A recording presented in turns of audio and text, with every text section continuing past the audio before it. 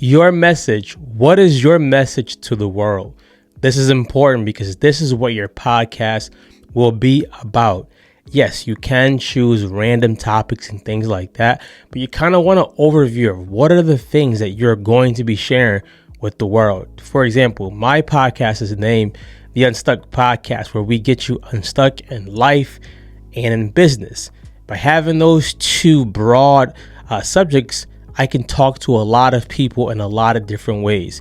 We can talk about getting unstuck with spiritual things, physical things, mental things, for business content, SOPs, tons of things. And this allows me to go a little bit deeper. When I first started my podcast many moons ago, I was only talking about weight loss. And after about 10 episodes, that got old. So here's some advice for you and some tips that you can take so that you can go ahead and launch your podcast with confidence.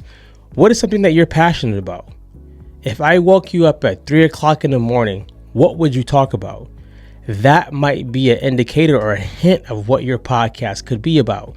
Number 2, what problem in the world do you want to solve? If you're solving a problem, people are going to listen if you share it. Number 3, how will you bring your unique self to the podcast? Do you shout? Do you have a calm voice? Are you mellow?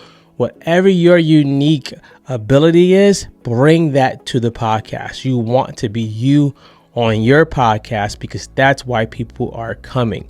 So your assignment today is think about what is your message to the world. After you figure that out, think about a name for your podcast. Now, don't get me wrong, this may change. You may one day wake up and say, I don't want my show being named The Drew Show.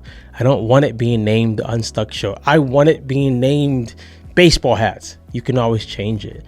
But if you have your name and your message on who you're going to bring this word to, you'll be good to go. You ready?